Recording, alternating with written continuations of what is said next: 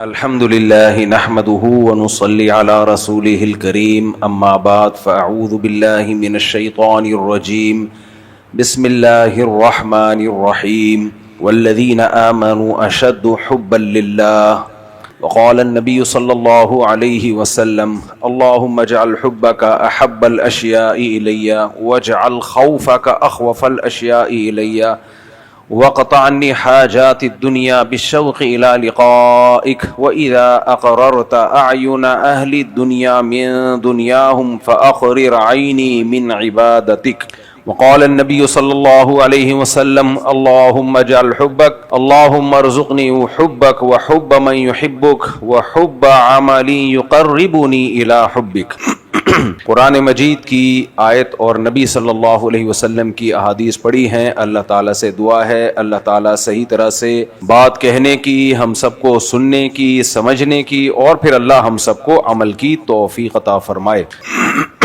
جتنے بھی اعمال ہیں، یہ شریعت، جتنی بھی آسمانی شریعتیں ہیں، جتنے بھی پیغمبر اللہ نے دنیا میں بھیجے، ان سب کا مقصد ایک ہی ہے، انسان کو انسان بنانا. علماء کی جتنی محنتیں ہیں وہ سب اسی کے لیے کہ انسان بن جائے. پیغمبر کی جتنی محنتیں ہیں وہ سب اسی پہ کہ انسان بن جائے. ہر شخص محنت کر رہا ہے اور کسی نہ کسی کام میں لگا ہوا ہے. دنیا میں بالکل فارغ کوئی بھی نہیں ہے.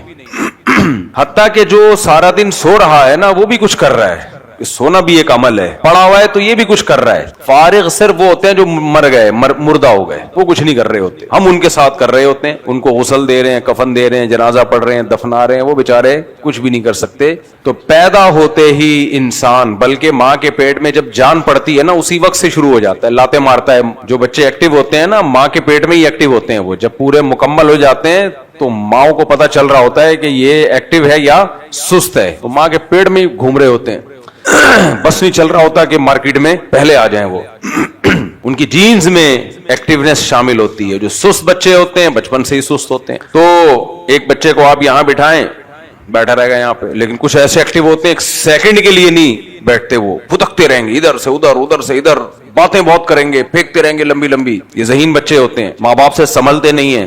تو یہ چیزیں انسان کی جینز میں شامل ہیں. لیکن جو سست بھی ہیں وہ بھی کچھ نہ کچھ ہلتے ہیں. ایسا نہیں ہے کہ پڑے ہی رہیں. وہ جب سے انسان ہوش و حواس سنبھالتا ہے اسی وقت سے کچھ نہ کچھ عمل کرنا شروع کر دیتا ہے. اچھا، یہ عمل کرتا ہے اپنے اختیار سے، سوچتا ہے کہ کیا کروں، اور کبھی ادھر کو جائے گا کبھی ادھر کو جائے گا. اس کو بچپن سے تربیت کی ضرورت ہوتی ہے. ماں باپ بتاتے ہیں یہ کرو یہ مت کرو. ایسا ہوتا ہے کہ نہیں ہوتا؟ سب چیزیں سکھائی جاتی ہیں والدین کی طرف سے. تو اس لیے چونکہ یہ اپنے اختیار سے، اور ذہین بہت ہے، گائیڈنس کی ضرورت ان لوگوں کو زیادہ ہوتی ہے جن کا دماغ بہت تیز ہو، کیونکہ وہ تیز دماغ سے برباد بھی کر سکتے ہیں اور آباد بھی کر سکتے ہیں. بیل کی کیا تربیت ہو، گدھے کی کیا تربیت ہو، اس کو کیا پتا بم کیسے بنایا جاتا ہے، اور کیسے لوگوں کو بچایا جاتا ہے، اور کیسے لوگوں کو مروایا جاتا ہے. نہ وہ ظلم کرنا جانتا ہے نہ وہ عدل کرنا جانتا ہے. اس لیے گدھے کی تربیت نہیں ہوتی. جیسے جیسے ذہانت بڑھتی جائے گی اس کی ٹریننگ اسی حساب سے سخت ہوتی چلی جائے گی. کتے کو ٹرین کیا جاتا ہے کیونکہ وہ گدھے کی نسبت ذہین. آپ لوگ میرے ساتھ بولتے رہے یار، ابھی تو روزہ ختم ہو گیا، ابھی تو کھا کے آئے ہوئے، رمضان ختم ہو گیا بھائی. رمضان کے بعد نا ایک دم سے نا پھوڑنا پھاڑنا شروع کر دیا کریں. جو بھوکا رہنے کی عادت پڑی اس کو مینٹین رکھیں. دنیا میں بھوکا رہنے سے زیادہ صحت کا کوئی ذریعہ نہیں ہے، ذہن میں رکھنا. اگر آپ چاہتے ہو نا صحت بنانا، ایکسرسائز بھی ہے، یہ بھی وہ 20 چیزیں ہیں. سب سے بہترین طریقہ صحت بنانے کا پتہ ہے کیا؟ بھوکا رہنا سیکھو. کھانا پینا چھوڑ دو بس. آپ کہہ سکتے ہو کھانا تو ضروری ہے صحت کے لیے. بھائی چھوڑو گے تو جب مرنے لگو گے تو کھا لو. تھوڑا سا کھاؤ گے ٹھا کر کے لگے گا، لیکن وہ تھوڑا سا پھر کوالٹی والا کھاؤ، اچھا کھاؤ. پھر تو خیر ٹاپک چینج نہ ہو جائے میرا. جب بھی خدا کی قسم میں یہ کھانے پینے کی بات کرتا ہوں میرا دل چاہتا ہے اس ٹاپک کو لمبا کروں. پتہ ہے کیوں؟ دل نہیں چاہتا اس ٹاپک کو چھوڑوں. دیکھو، جو چاہتا ہے نا اس کی اپنی بھی تربیت ہو، لوگوں کی بھی تربیت ہو، تو وہ اس کی کو پکڑنے کی کوشش کرتا ہے. کہ ایک بیسک کی، آپ کے ہاتھ میں ایک چابی آ گئی تو سارے خزانے کس کے پاس ہیں؟ آپ کے پاس. اور چابی کو فوکس نہیں کر رہے، لاکر اٹھا کے بھاگنے کی کوشش کر رہے. وہ نہیں اٹھے گا بھائی، وہ بہت بھاری ہوتا ہے، پکڑے بھی جاؤ گے. چور کوشش کرتا ہے چابی بنوائے. میری بائک ایسے ہی چوری ہوئی تھی، جس کو میں چلانے کے لیے دیتا تھا اس نے چابی بنوا کے غائب کر دی. پھر پتا چلا محلے میں اس کا کام ہی یہی ہے. اور اسی کو ہم گھر کی نگرانی کے لیے بٹھایا کرتے تھے کہ کوئی چور نہ آ جائے گھر میں. ماشاءاللہ بڑے بڑے واقعات ہیں. کبھی خوشبو لگا کے اکیلے میں آگے بیٹھو، واقعات کی ایک طویل فہرست ہے. جس کو ہم گھر میں بٹھاتے تھے نا تراویح کے دوران، نگرانی کرے گا، ماشاءاللہ پتہ چلا وہی کر رہا ہے. وہ اس ٹائم پہ نہیں کرتا تھا، بس اس وقت نگرانی کر رہا ہوتا تھا، لیکن چیک کر رہا ہوتا تھا کہ کہاں سے چوری ممکن ہے. بڑے بڑے فنڈر الحمدللہ پاکستان میں پوری دنیا میں پڑے ہوئے ہیں، اللہ کا بڑا فضل ہے. خیر، کبھی کبھار ایسے لوگوں کو دیکھ کے خیال ہوتا ہے کہ شاید ہم جنت میں چلے جائیں. کیا خیال ہے بھائی؟ شاید ہم کہاں چلے ہیں کہ اتنے اللہ نے اس سے تو بچایا ہوا ہے کہ یار آستین کے سانپ تو نہ بنو نا، جو آپ پہ ٹرسٹ کر رہا ہے اسی کو دغا دینا شروع کر دو. خیر، ٹاپک سے نہ ہٹ جاؤں میں. تو جتنا جیسے جیسے ذہانت بڑھتی چلی جائے گی، تربیت کا معیار اتنا ہی بڑھتا. گدھے کو تربیت کی بالکل ضرورت نہیں ہے. گائے تھوڑی سی زیادہ ذہین ہوتی ہے، اس کو تھوڑی سی تربیت کی ضرورت ہوتی ہے. کتا بہت ذہین جانور ہے، اس کو باقاعدہ سدھایا جاتا ہے، ادھر بھونکنا ہے ادھر نہیں بھونکنا. یہ سسرال ہے، یہاں استغفر اللہ، یعنی سسرال پہ نہیں بھونکنا. غلطی سے زبان سے نا اٹک جاتے ہیں، الفاظ غلط نکل آتے ہیں بعض دفعہ.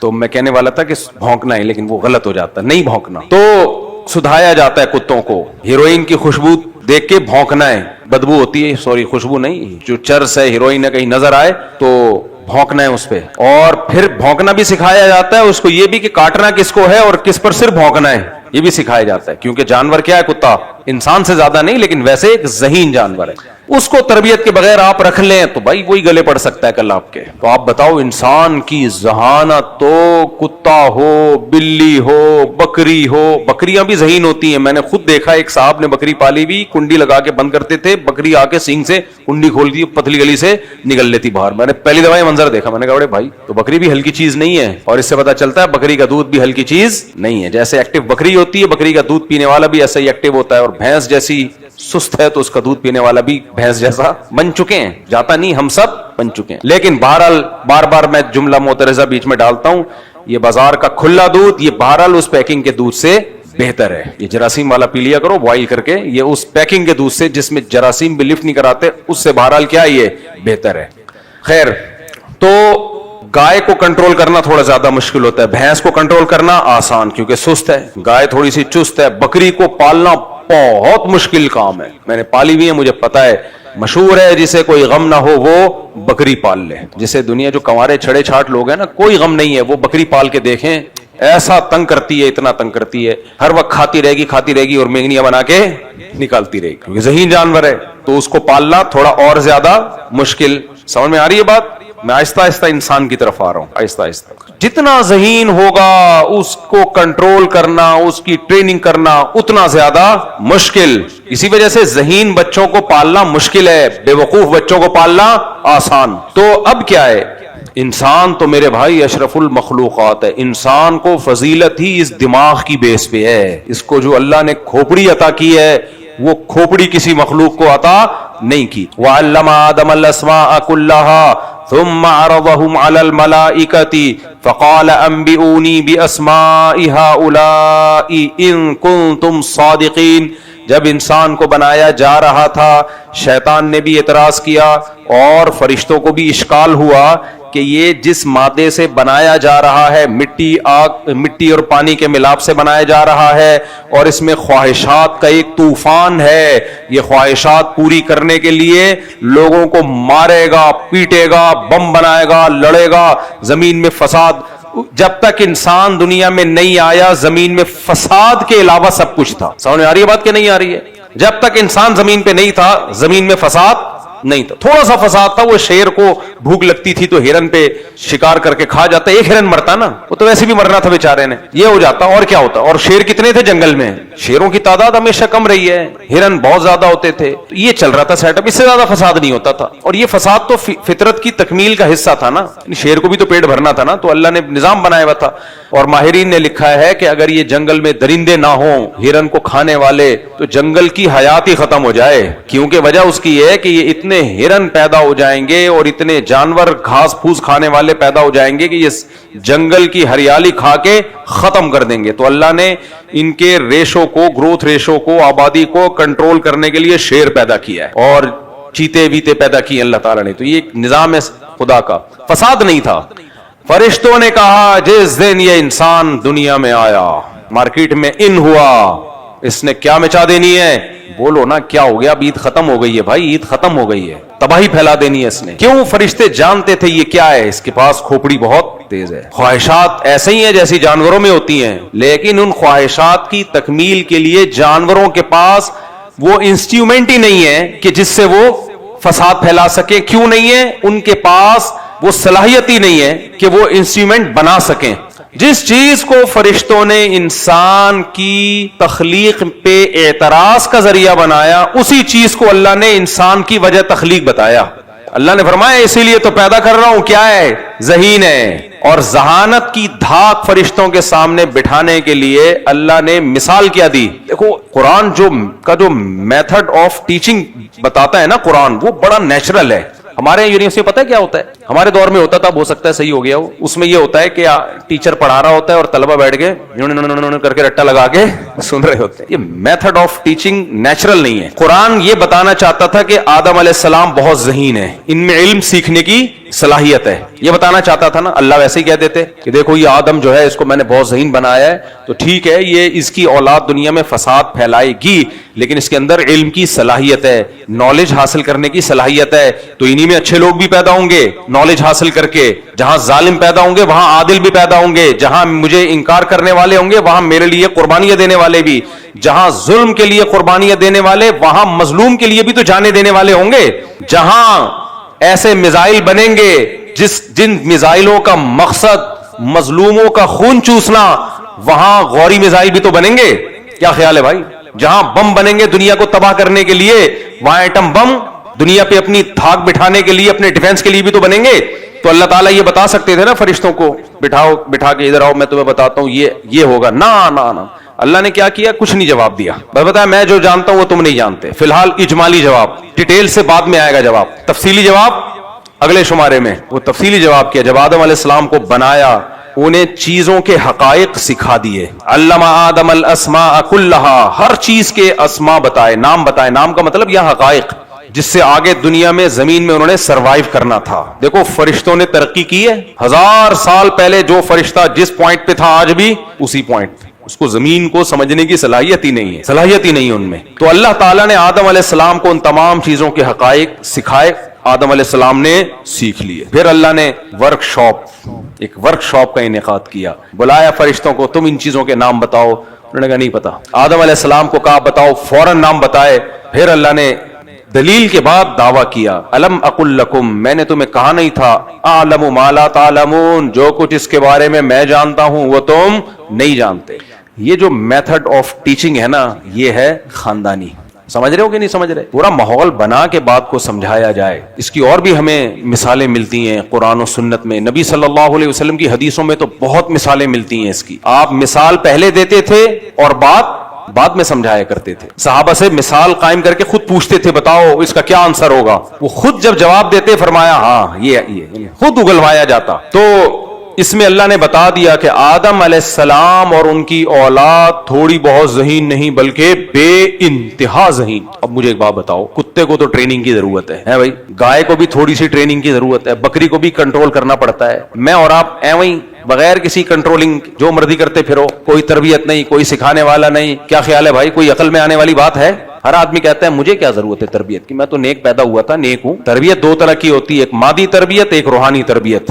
ہمیں مادی تربیت کی ضرورت بھی جانوروں سے زیادہ ہے. جانوروں میں جانوروں کے ڈاکٹر ہوتے ہیں بھائی، ہوتے ہیں، یعنی انسانوں میں ہوتے ہیں، جانوروں کے بہت محدود. جانوروں کے اندر جانور کا کوئی ڈاکٹر نہیں ہے. شیر چشمہ لگا کے بیٹھا ہوا ہے اور لکھ رہا ہے کہ تم نے 2 ہرن آج زیادہ کھا لی ہیں تو ایک چورن کھا لو تھوڑا سا، اور اب ہرن سے پرہیز کرو، بلی پہ گزارا کرو. کبھی دیکھا آپ نے؟ نہیں ہے. وجہ اس کی ہے کہ ان کی نسل ایسے ہی چل رہی ہے.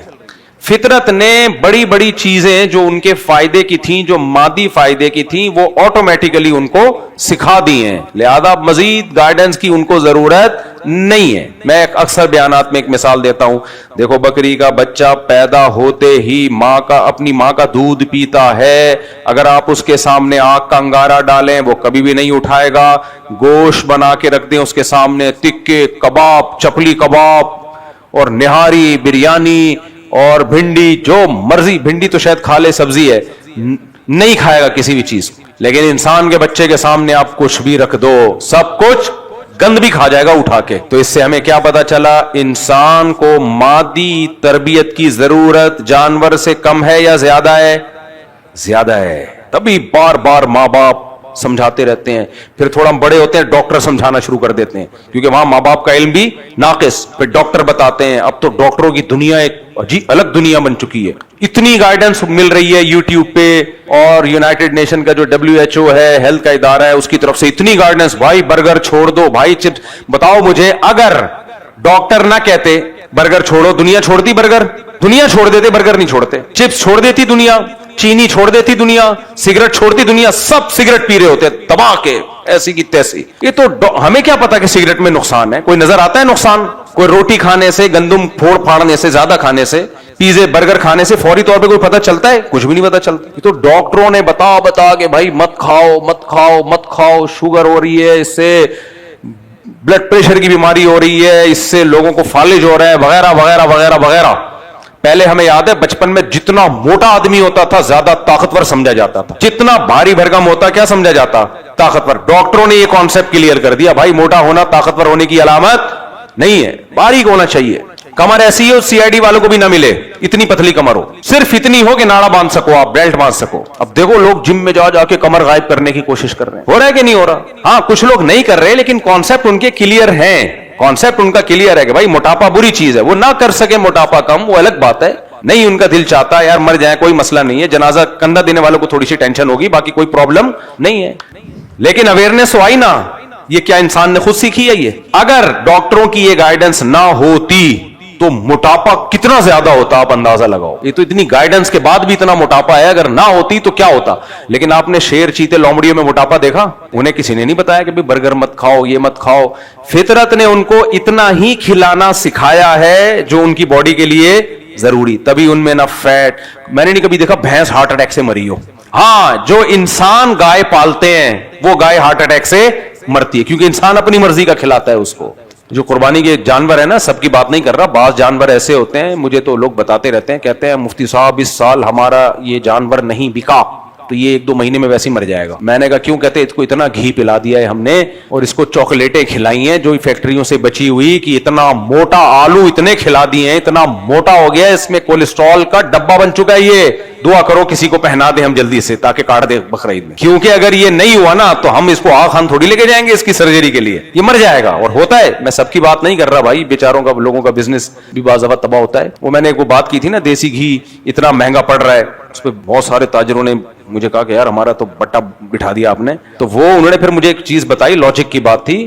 وہ کہتے ہیں ہم صرف گھی نہیں بیچ رہے ہوتے, گھی کے علاوہ بھی بہت سارے کام کر رہے ہوتے ہیں. تو یہ بھی کلپ بنا کے چلا دیں, وہ گھی کے علاوہ بھی بہت سارے کام کر رہے ہوتے ہیں. تو گھی ہم اس لیے سستے ریٹ پہ بیچتے ہیں کہ وہ ہمارا پروفٹ دوسرے طریقے سے پورا ہو جاتا ہے. تو ایک ویلڈ پوائنٹ ہے.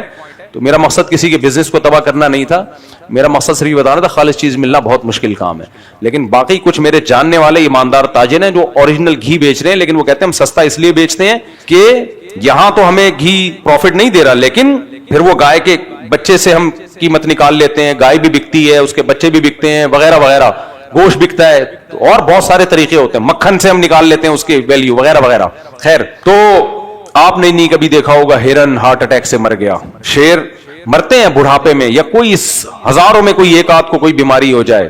وجہ کیا ہے میرے بھائی؟ انسانوں کو اگر ڈاکٹروں کی گائیڈنس نہ ملے نا, میرا حال ہے کوئی بھی 40 تک بھی نہ پہنچے اس زمانے میں. تو اتنی زیادہ حکیموں ڈاکٹروں کی طرف سے گائیڈنس مل رہی ہے, لوگ منع کر یہ کھاؤ یہ نہیں کھاؤ, یہ کھاؤ یہ نہیں کھاؤ, جا کے تب جا کے کہیں انسان کا بچہ مادی لحاظ سے بنتا ہے. تو میرے بھائی اتنا ذہین انسان ہے, اتنی ذہین شخصیت ہے, اس کے باوجود بھی اسے بار بار مادی گائیڈنس کی ضرورت. جانور کو یہ ضرورت نہیں ہے, کیوں؟ بے وقوف ہے. تو اس کی بے وقوفی کے حساب سے اللہ نے اس میں اتنی گائیڈنس رکھی نہیں ہے, اللہ نے اس کو یہ چیزیں خود سے سکھا دی ہیں, کیا کھانا ہے کیا نہیں کھانا اس کو ضرورت نہیں ہے. لیکن انسان کو, مجھے ایک بات بتاؤ, جب مادی لحاظ سے اتنی زیادہ گائیڈنس کی ضرورت ہے تو روحانی لحاظ سے تو انسان کو اس سے بھی زیادہ گائیڈنس چاہیے ہوگی, کیونکہ انسان کو جانوروں سے جو چیز ممتاز کرتی ہے وہ اس کی مادی حیثیت نہیں ہے, وہ اس کی روحانی حیثیت ہے. تو اچھا انسان بننے کے لیے ہدایت کی ضرورت ڈاکٹروں سے بھی زیادہ ہے. ہم ڈاکٹروں کے اتنے محتاج نہیں ہیں جتنے پیغمبروں کے محتاج ہیں ہم, اور روحانی گائیڈنس ڈاکٹروں سے ملے گی. بولو, دیکھو میڈیکل سائنس نے ترقی کی ہے تجربوں کی بیس سے, تجارب سے نا. پہلے زمانے میں حکیم, یہ سارا حکیموں کا علم ہی ہے جو میڈیکل سائنس میں منتقل ہوا ہے. پہلے تو حکیم ہوا کرتے تھے, وہی جڑی بوٹیوں پہ ریسرچ کرتے تھے, پھر اسی کی ریسرچ کرتے کرتے کرتے کرتے یہ جو آج کل میڈیکل سائنس ہے جس نے ترقی کی ہے, سارا حکیموں سے ہی لیا ہوا مال ہے, اور سارا مسلمانوں سے لیا ہوا ہے. یہ بھی بتا دوں آپ کو, 1000 سال تک ہمیں پہلے طب یونانی تھی, وہ غیر مسلم تھے جب تک اسلام دنیا میں نہیں آیا تھا. لیکن جب اسلام نے دنیا میں غلبہ حاصل کیا ہے تو یونان میں گڑبڑ یہ ہوئی ہے کہ یونانیوں نے 2 بچے پیدا کرنے کی اسکیم چلا لی. جو یونان تھا نا, اوریجنل یونان, ان کے ہاں ان کے پاگل قسم کے کچھ فلاسفر پیدا ہوئے. انہوں نے کہا دیکھیں ایکچولی جب ہمارے گروتھ ریشو کم ہوگا تو وسائل زیادہ ہوں گے تو بچے کم ہو گئے, لیکن کھلا کھائیں گے تو ننگا نہ آئیں گے. وہ یہ ان کے لوگوں نے چلا دیا حساب کتاب. وہی کے علم کے بغیر جب عقل استعمال ہوتی ہے نا تو وہ گمراہی کی طرف لے جاتی ہے. تو جو اوریجنل یونان تھا جس نے طب یونانی, جو میڈیکل سائنس نے بڑی ترقی کی تھی, فلسفے نے بھی بڑی ترقی کی تھی اس میں, جب اسلام دنیا میں آیا تو مسلمانوں نے سارا علم وہاں سے لے لیا. تو یونانی کہاں گئے, سوال پیدا ہوتا ہے. ہونا تو یہ چاہیے کہ یونان میں بڑے بڑے حکیم پائے جائیں. ہوا یہ کہ یونانیوں نے جب 2 بچوں کی پالیسی اختیار کی اور مسلمان 4 شادیاں کر کے دبا کے بچے پیدا ہوئے تو یونان مارکیٹ سے شارٹ ہو گئی. وہ نسل ہی اڑ گئی, پتہ ہی نہیں گئی کہاں وہ. اس لیے یونان میں اب جو ہے نا وہ اوریجنل یونانی نہیں ہے. وہ شاید کوئی ایک آدھ کی قبر کہیں ملتی ہوگی یا کوئی ایک آدھ زندہ ہوگا جو اپنا نسب بتاتا ہوگا, لیکن مارکیٹ سے یونان کیا ہو گیا, شارٹ. بالکل ایسے ہی جیسے آج سے 60-70 سال کے بعد لوگ کہیں گے کہ جیپنیز بھی کوئی قوم ہوا کرتی تھی. آپ مذاق سمجھ رہے ہو, لیکن یہ ایک ریالٹی ہے. آپ کہو گے کہ جیپنیز 70-80 سال کے بعد لوگ کہیں گے کہ جاپان جس کی جو قومی زبان پشتو ہے, ایک زمانے میں یہاں جیپنی, کیونکہ پٹھان ماشاءاللہ اتنے پھیل رہے ہیں اور وہاں جیپنیز عورتوں سے شادی بھی کر رہے ہیں, بچے بھی ہو رہے ہیں. میں نے تو 2006 میں یہ پیشگوئی کی تھی کہ جاپان میں جو پختون آبادی ہے وہ بڑھ رہی ہے. اور اب تو میں نے یہ کہا تھا 2006 میں, میرا بیان ہو, شاید کسی نے ریکارڈ بھی کیا وہ, کہ جاپان میں چپلی کباب کے ہوٹل بھی کھلیں گے اور نسوار کی دکانیں بھی کھلیں گی. اور میں اب دیکھ کر آیا ہوں, ہو گیا ہے. اب میں 2-3 سال پہلے جاپان گیا تھا نا تو سب ہو گیا, لیکن آپ دیکھنا 2070-80 تک تو وہاں, اور اگر ہم لوگ چلے گئے تو پان کی پیکیں الحمدللہ, کراچی والے گئے تو پان بھی ملے گا وہاں پہ, گٹکے بھی ملیں گے, تو وہاں سب کچھ ہوگا. کتنی اس قوم نے اپنی قوم کی تربیت کی تھی, 100 سال سے زیادہ لگے جاپان کو ایک آرگنائزڈ قوم پیدا کرنے میں, لیکن ایک کتنی بڑی مسٹیک ہوئی, نسل روک لی. اس کا طریقہ, نتیجہ جو آپ کے سامنے. اب ان کی گورنمنٹ پاگلوں کی طرح کوشش کر رہی ہے, بھائی بچے نکالو, خدا کے نسل پیدا کرو, لیکن یہ ایک ایسا بدبودار نعرہ ہے نا. ایک دفعہ عورت کو یہ سمجھا دیا نا کہ بچے پیدا کرنے میں تمہارا نقصان ہے, پھر عورت نہیں آتی, کیونکہ نسل عورت سے بڑھتی ہے, آدمی سے تھوڑی بڑھتی ہے, وہ نہیں ایگری ہوتی. ایک دفعہ اس کے دماغ میں یہ بات ڈال دی نا تو وہ نہیں آئے گی. اور ہماری سوسائٹی میں بھی لبرل انٹیوں کو یہ سکھایا جا رہا ہے ایکچولی تم نے ایجوکیٹڈ عورت ہونی چاہیے, اور ایکچولی تم جاب کرو, ایکچولی تم کو بچے پیدا کرنے کی مشین نہیں ہو. اس کا نقصان کیا ہو رہا ہے کہ نسلیں بھی بڑھ رہی ہیں, اور کراچی میں تو کراچی کی جو اوریجنل عوام ہے اس کا بھی پتہ گول ہونے والا ہے. یہ بہت ہائی لیول کی رپورٹیں پیش کر رہا ہوں, ہوائی باتیں نہیں ہیں. 2040, 50, 60, 70 میں بالکل یہاں کا کلچر چینج ہو چکا ہوگا. سمجھ میں آ رہی ہے بات؟ جو جس قوم کی گروتھ ریشو بڑھتا ہے نا, غالب اسی نے آنا ہے میرے بھائی, غالب اسی نے آنا ہے, پلڑا اسی کا بھاری ہوگا. اور یہ ایسے سلولی ہوتا ہے کہ لوگوں کو پتہ بھی نہیں چلتا, پورا کلچر اگلی نسل میں چینج ہو چکا ہوتا ہے. وہ یاد بھی نہیں ہوتا کہ پہلے کیا ہوتا تھا یہاں. پھر لوگ بتاتے ہیں پہلے ایسے ہوا کرتا تھا, لوگ کہتے ہیں ہمیں حیرت کی بات ہے یار. تو اس لیے یا تو پٹھان جاپانی زبان سیکھ لے گا جاپان میں, یا جیپنیز پشتو پہ آ جائیں گے. لیکن ایک بات ہے کہ نسل ختم. اور اللہ کا بڑا فضل ہے, میرے جب سے بیان ہمارے پشتو اسپیکنگ بھائیوں نے 4 شادیوں والے سننا شروع کیے. میں جب جاپان گیا, ایک بی بی پشاور میں, ایک الحمدللہ جاپان میں, مزہ آ گیا. سیالکوٹ کے بہت سے لوگ ہیں پنجاب کے ماشاءاللہ, ایک بیگم سیالکوٹ میں, ایک کہاں ہے جاپان میں. اب جو سیالکوٹ کے بھائی لوگ وہاں گئے ہوئے ہوں گے ان کی خیر ہے نہیں, جب سیالکوٹ واپس آئیں گے تو رپورٹ طلب کی جائے گی, اچھا ہمیں تو بتایا ہی نہیں تھا. کیا کریں بھائی, میں کہہ دوں گا کہ میں نے آپ کے بارے میں تھوڑی کہا تھا, میں تو یہ کہہ دوں گا نا, میں نے تو سیالکوٹ کے ماشاءاللہ بہت سارے تاجر ہیں پنجاب والے جو جاپان گئے ہوئے ہیں, وہاں الحمدللہ شادیاں کی ہوئی ہیں. ہمارے مذہب میں شادی ہے بھائی, جیپنیز کے مذہب میں نہیں ہے, ہندو مذہب میں بھی نہیں ہے. مذہب میں ہے لیکن کلچر کی بات کر رہا ہوں. نہیں, کلچر صرف ہمارا ہے جو پروموٹ کرتا ہے نکاح کو, اس لیے پلڑا کس کا بھاری ہوگا, ہمارا. یورپ میں بھی ایک رپورٹ آئی تھی, اٹلی میں بہت ساری بستیاں زیرو پہ آ گئی, ویران ہو گئی ہیں. اس پہ کسی نے کہا نہیں اٹلی تو اتنا آباد ملک ہے. میرے بھائی آپ کو جو آباد نظر آ رہا ہے نا, تو آپ ماضی کا اٹلی دیکھو, بہت ساری بستیاں خالی ہو گئے علاقے ان کے. اور اٹلی کے بارے میں جاپان پختونستان بنے گا اور اٹلی اٹلنگا دیش بنے گا, کیونکہ بنگلہ دیشی وہاں بہت زیادہ ہیں. اٹلی کیا بنے گا, بول لو یار, اٹلنگا دیش. یہ میں نے نام رکھا ہے کیونکہ اٹلی کی جو اپنی عوام ہے وہ بھی ختم, پروگرام اڑ گیا. بہت کم بچے پیدا ہو رہے ہیں. بنگلہ دیش والے ماشاءاللہ جا رہے ہیں, مچھلی کھا رہے ہیں, اور خوشی کی بات ہے ہمارے لیے یار. اور یہ دے دنا تھا. ایک اٹلی کے جنرل اسٹور میں نے کہا یار کوئی بچہ نظر نہیں آ رہا, دیکھیں سارے بزرگ انگریز. تو میں نے کہا یار ایک واکر میں نظر آیا. میں نے کہا چلو یار وہ ہے, گورا ہے, اپنے بچے کو لے کے گھوم رہا ہوگا, یا گوری ہوگی کوئی اپنے بچے. تو جا کے ملتے ہیں, بچہ ہے ماشاءاللہ. تو گیا تو وہ بنگلہ دیشی ساتھی تھے. میں نے کہا یار پورے اسٹور میں ایک بچہ نظر آیا, وہ بھی بنگلہ دیش کا. تو مجھے تو خوشی ہوئی. خیر, تو اٹلی بنے گا اٹلنگا دیش, جاپان بنے گا. اب کوئی جاپان اور پختونستان کا مرکب بنا کے کوئی نام سوچوں گا پھر انشاءاللہ کسی فارغ وقت میں, پھر وہ اناؤنس کروں گا انشاءاللہ. کوئی جبھی سے سوچ رہو اچھا سا نام جس میں جاپان کا بھی بالکل, اس ملک کو بھی نہیں کرنا نا ہم نے ایسے بالکل ہی تھوڑا سا, جیسے اٹلنگا دیش میں اٹلی بھی تو آ رہا ہے نا شروع میں, الف اور ٹے تو آ رہا ہے نا, تو ایسے اٹلنگا دیش اور جاپان کو کچھ سوچتے ہیں اس میں. خیبر جاپان خواہ, بہترین بات. جاپان خان رکھ دیں گے, جاپان بن جائے گا جب خونستان. جب خونستان, پختونستان اور شروع کا جیم اور پے لے لیا ہم نے, مس کر دیا. لیکن بنے گا بہرحال کچھ نہ کچھ, لیکن ہم دنیا میں نہیں ہوں گے شاید اس وقت. خیر, تو 70 سال بعد میرا یہ بیان چلا دینا لازمی, 50-60 سال بعد. 70 سال بھی بہت بات کہہ رہا ہوں میں احتیاطاً. خیر, تو میں یہ عرض کر رہا تھا کہ جب مادی گائیڈنس کی ہمیں اتنی زیادہ ضرورت ہے تو روحانی گائیڈنس کی نہیں ہوگی. اور روحانی گائیڈنس میں یہ بھی ہے, نکاح اور بچوں کی پیدائش, یہ جن قوموں کو نہیں ملی بیڑا غرق. تو میں یونان کی بات کر رہا تھا کہ 1000 سال جب طب یونانی مسلمانوں میں گئی ہے تو مسلمانوں نے اس میں بہت ترقی کی, تو وہیں 1000 سال تک تو ہمیں نہیں ملتا. 700-800 سال تو کنفرم ہے کہ مسلم سائنٹسٹ کے علاوہ دنیا میں کسی غیر مسلم کا نام بھی آتا ہو کسی بھی فیلڈ میں. وہاں سے پھر گوروں نے ہم سے یہ علوم لیے اور پھر بہت آگے نکل گئے, اور ہمارے حکیم زیادہ تر پھینکو بن گئے. سمجھ میں آ رہی ہے بات؟ حکیموں میں اچھے لوگ بھی ہوتے ہیں, لیکن زیادہ تر کیا ہوتے ہیں, پھینکو. اچھے بھی ہیں, ایسا نہیں ہے کہ سارے غلط نہیں ہیں, لیکن زیادہ تر پھینکو بن گئے. وہ کوئی ریسرچ نہیں ہے, کچھ بھی نہیں ہے, پھینکتے رہتے ہیں لمبی. خود چھپ کے کچھ اور کھا رہے ہوتے ہیں, مریضوں کو کچھ اور کھلا رہے ہوتے ہیں. حکیموں میں کنجوسی مشہور ہے, پتہ ہے, بڑے بڑے نسخے لے کے قبر میں چلے گئے کہ ایسا نہ ہو. کہ سعید ابن جبیر ایک بہت بڑے تابعی ہیں, عبداللہ ابن عباس کے سب سے سینئر شاگردوں میں آپ کا شمار ہوتا ہے, رحمہ اللہ تعالی. بہت بڑے عالم تھے. ان کا ایک ملفوظ نظر سے گزرا, بڑا مزہ آیا. فرماتے تھے کہ اللہ نے جو مجھے علم دیا ہے اس کو لے کے میں قبر میں جاؤں, مجھے یہ زیادہ محبوب ہے کہ دنیا میں اس کو پھیلا دوں. میں دنیا میں کیا کروں, مجھے بڑی موٹیویشن ملی اس سے کہ یار جو کچھ اللہ نے ٹوٹا پھوٹا علم دیا ہے اس کو لے آؤ بس پبلک کے سامنے. بیانات میں تو میرے اصلاحی بیان ہوتے ہیں نا, اصل جو علماء کی جو تحقیقی باتیں ہیں وہ الگ دنیا ہے, وہ الگ دنیا ہے. تو انہوں نے فرمایا کہ میں اپنے علم کو قبر میں لے کے جاؤں, اس سے مجھے زیادہ محبوب ہے کہ میں دنیا میں پھیلا کے جاؤں اس کو. لیکن بعض کیا زیادہ تر حکیم اسی طرح گزرے ہیں, کوئی چیز ہو بتاتے نہیں ہیں. میں ایسے حکیموں کو بھی جانتا ہوں, کوئی بڑے اچھے نسخہ کوئی بنایا انہوں نے کتابیں پڑھ کے اور تجربوں کی بیس پہ, اس سے بندہ ٹھیک ہو گیا. اب ان کو بول رہا بھائی اس کا نسخے میں کیا کیا ڈالا ہے بتا دو, تاکہ شیئر نہ شیئر نہیں کرنا اس کو, صحیح ہے, پتا نہ چلے.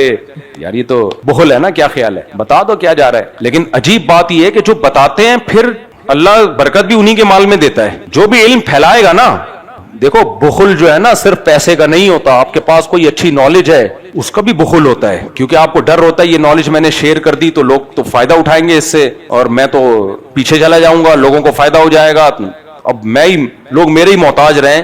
یہ غلط ہے. کنجوسی سے اللہ بچائے. اور یہ کنجوسی کا سب سے بڑا علاج پتہ ہے کیا ہے؟ اب آپ لوگ بھی تو اتنے عرصے سے بیانات سن رہے ہیں, ٹرین ہو جانا چاہیے آپ لوگوں کو. ہر بیماری کا ایک ہی علاج ہے, یہ تصور دماغ میں بٹھا دو کہ دنیا مسافر خانہ ہے بس. یہ ویسے ہی عزت شہرت دولت سب نے چھن جانا ہے. نہ یہ عزت قبر میں کام آئے گی, نہ دولت کام آئے گی, نہ شہرت کام آئے گی, نہ صحت کام آئے گی.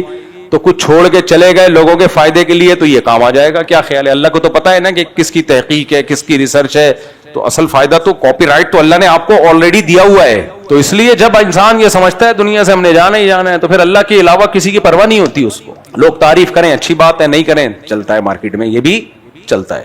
اس لیے ہم نے اپنے جتنے اکابر دیکھے, جتنے بزرگ دیکھے, جتنے اللہ والے دیکھے, سب اسی کو فوکس کرتے رہے ہیں کہ دل میں یہ بات اتار لو کہ یہ دنیا کیا ہے, مسافر خانہ. ٹریولنگ موڈ پہ ہیں اس وقت ہم لوگ. یہ میں نے بنایا ٹریولنگ موڈ.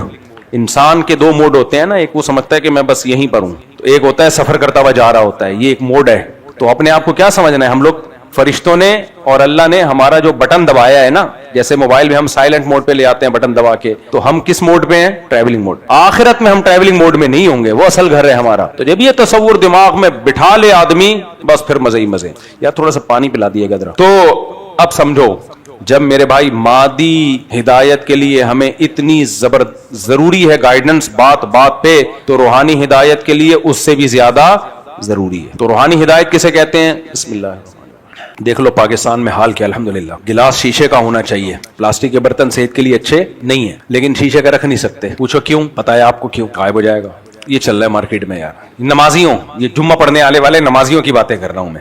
تو اس لیے کبھی کبھار سوچتا ہوں شاید ہم جنت میں چلے جائیں. کیا خیال ہے یار, اللہ ہم سب کو لے جائے. کم از کم مسجد سے گلاس تو نہیں چوری کرتے نا یار, کیا خیال ہے. تو اچھا, ہمیں عادت پڑی ہوئی ہے نا مسجدوں میں چپل اتارتے ہی بغل میں لے کے اندر چھپا کے رکھنا تاکہ چوری نہ ہو. تو مجھے کینیڈا, جاپان, امریکہ, ان ملکوں میں بھی یہی. انہوں نے کہا بھائی مفتی صاحب یہاں چپل چوری نہیں ہوتے, یہی رکھ دیں آپ. میں نے کہا یار عادت ایسی پڑ چکی ہے, نہیں یہاں سے کوئی چپل چوری نہیں کرتا. اچھا, ضرورت ایجاد کی ماں ہے. ایک صاحب کو میں نے دیکھا, ایک چپل وہاں اتار رہے ہیں, دوسرا وہ ادھر لے جا کے اتار رہے ہیں. میں نے کہا یہ کیا ڈرامہ کر رہے ہو یار. انہوں نے کہا چوری نہیں ہوتے اس سے, چور ایک دیکھتا ہے دوسرا ملتا ہی نہیں اس کو, چھوڑ کے چلا جاتا ہے. ٹیکنالوجیا, اسے کیا کہتے ہیں, ٹیکنالوجیا. تو روحانی ہدایت پیغمبروں کے سوا, میں بتا رہا تھا کہ مادی ہدایت تو انسان نے تجربے کرتے کرتے, جڑی بوٹیوں پہ تجربے کیے, فزکس کے لاز دیکھے اس نے, چیزوں میں مناسبت دیکھی اس نے. وہ ارشمیدس ایک سائنٹسٹ گزرا تھا نا, اس نے ایک بہت بڑا گولا بنا کے پانی میں ڈالا, تو اس نے دیکھا پانی نکلا کتنا ہے, وہ بڑا اچھل گیا کہ یار اس سے فزکس کا ایک لا نکال لیا اس نے. تو یہ تو تجربے سے سیکھتا ہے انسان. اور ظاہر ہے آدم علیہ السلام کے دور میں اتنی مادی ترقی کی ضرورت بھی نہیں تھی, اس لیے اللہ نے بہت زیادہ مادی ترقی ان کو سکھائی بھی نہیں, کیونکہ اللہ تعالیٰ جیسے جیسے ضرورت پڑتی ہے انسان کو اس حساب سے سکھاتے ہیں. کیونکہ مقصد اس دنیا میں ترقی نہیں ہے, مقصد انسان اچھے طریقے سے سروائیو کر سکے. تو جیسے جیسے ضرورت پڑی اللہ نے انسان کے دماغ کی نسیں کھولی اور وہ چیزیں ایجاد کرتا چلا گیا. آدم علیہ السلام کے دور میں راکٹ اور میزائل اور ایٹم بم کی ضرورت تھی. دشمن کو اگر ایٹم بم سے اڑاتے تو ایسے ہی مرغی کو توپ سے اڑا رہے ہو آپ, خرچہ زیادہ تھا, کیا خیال ہے, دشمن ایک دو ہوتے تھے.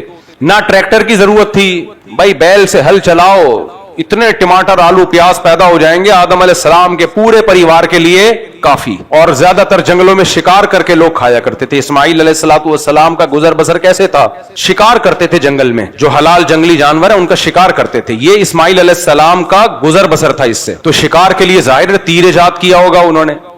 اچھا, پہلے وہ مجھے وہ نماز کے بعد بتائیں. نماز کے بعد میرے نام سے آج کل ایک کلپ چل رہا ہے, میں کوئی لوگوں کو تھائرائڈس اور پتہ نہیں کیا کیا چیزوں کے نسخے بتا رہا ہوں بیٹھ کے, اور کوئی مردانہ قوت کی دوائیں بھی, اور ایک چیز ہے وہ جو پروسٹیٹ غدود بڑھ جاتے ہیں نا مردوں میں, اس کی دوائیں فیک ہے, اے آئی سے کسی نے بنایا. بھائی میرا یہ کام نہیں ہے کہ میں منجن بیچوں, اور اتنا وہ چل گیا ہے کہ لائن لگی ہوئی ہے. حضرت وہ آپ نے نسخہ بتایا ہے, کائنڈلی ذرا آپ ہمیں بھی دے دیں. میں نے نہیں بتایا بھائی, پروسٹیٹ کا مجھے کیا اس سے لینا دینا یار, لیکن کمبخت نے چلایا کسی نے اے آئی سے بنا کے, اور اتنا چلا دیا ہے. کبھی زندگی میں مجھے دیکھا کہ میں مردانہ ٹوٹ کے بتا رہا ہوں لوگوں کے بیٹھ کے, یہ علماء کے وقار کے خلاف ہے بھائی یہ چیزیں. میں نے تو آپ کو بتایا کہ مجھے کسی نے پورا بورا بھر کے سلاجید کا دے دیا تھا, اور ایک نمبر اوریجنل سلاجید, اتنا بڑا بورا, میں اس سے بزنس کرتا لاکھوں روپے کما لیتا.